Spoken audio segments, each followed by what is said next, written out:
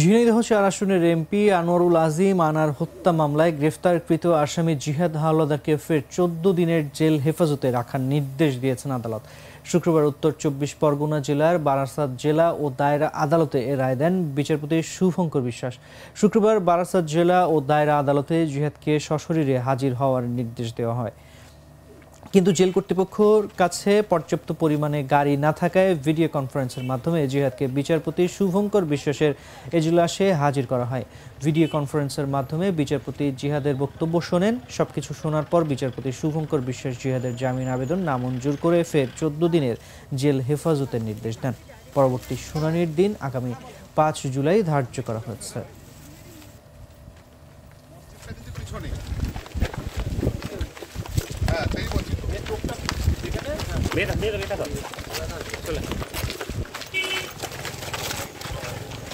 দেখুন, জিহাদ হাওলাদারকে আজকে সশরীরে আর কি ফিজিক্যালি প্রোডাকশন বলা হয়, যেটাকে ফিজিক্যালি প্রোডাকশন করার কথা ছিল বারাসাত কোর্টে, কিন্তু ব্যাপারটা হচ্ছে যেহেতু পর্যাপ্ত গাড়ি অভাবে অনেক সময় আসামিদের প্রোডাকশন করা হয় না, সেক্ষেত্রে আমাদের ভারতীয় যে পদ্ধতি আছে সেটা হচ্ছে ভিডিও কনফারেন্সের মাধ্যমে আসামির সঙ্গে ডাইরেক্ট ম্যাজিস্ট্রেট কথা বলেন এবং তার বক্তব্য শোনেন, এবং সে সমস্ত বক্তব্য শুনে ওনার বেল পিটিশন রিজেক্ট করে ৫/৭/২০২৪ ওনার নেক্সট ডেট ফিক্স আপ করেছেন।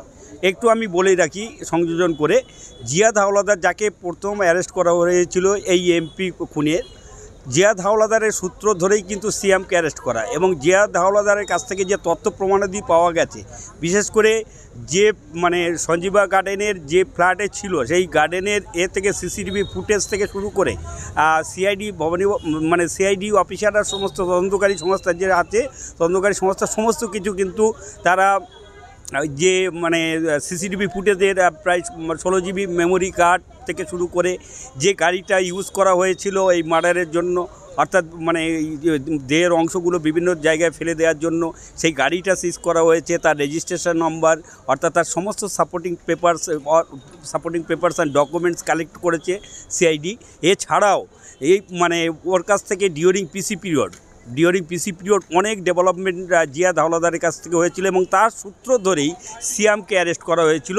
এবং সিয়াম যেহেতু এই মুহূর্তে এখনও পিসিতে আছে, পিসি থেকে রিটার্ন আসলে এর কাছ থেকে কতটা ডেভেলপমেন্ট হচ্ছে সেইটাই দেখার বিষয়। আর জিহাদ হাওলাদারকে আজকে ভিডিও কনফারেন্সের মাধ্যমে হিয়ারিং হওয়ার পরে ৫/৭/২০২৪ নেক্সট ডেট ফিক্স আপ করা হয়েছে for further hearing and production. অর্থাৎ 14 দিনের আবার জেল হেফাজত আছে, এবং 14 দিন পরে আবার দেখা যাবে যে কতটা। আমার নাম এজামান, আমি আইনজীবী, বারাসাত জেলা আদালত।